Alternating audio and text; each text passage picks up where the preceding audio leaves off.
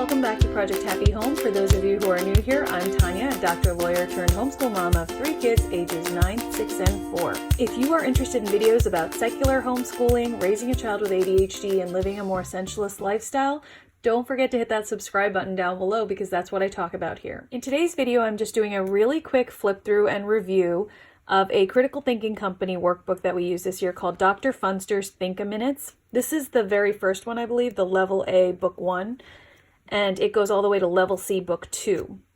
I'm interested in getting this for my son for next year as well. I made copies. You can purchase the workbook and make copies within one home or one classroom.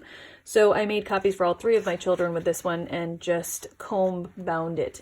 I recently bought a spiral binder also, you guys, and I gotta say I like it better than comb binding, but this worked out perfectly for a lightweight, thin little workbook like this. So this one is Level A Book 1, as I mentioned, and it's probably a little too elementary for my son, who just completed 3rd grade. This book was very easy for him to do.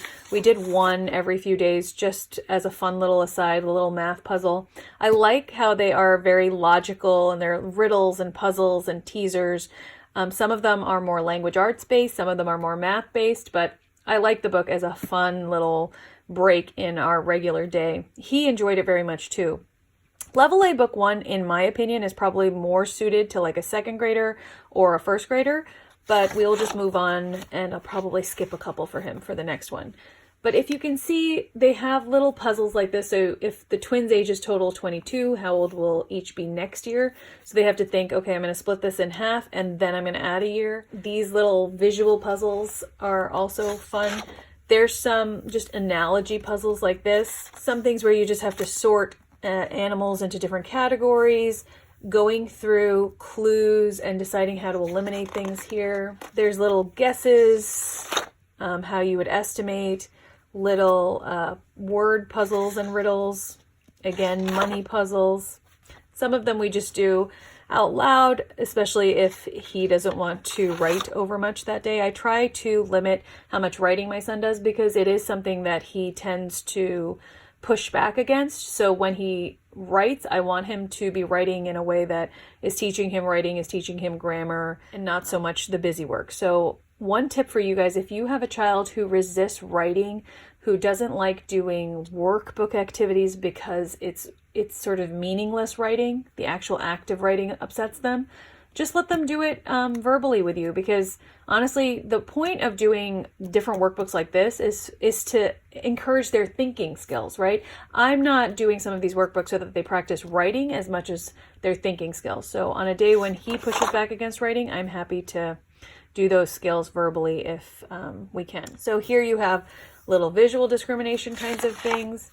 And you can see there's a whole variety of different activities here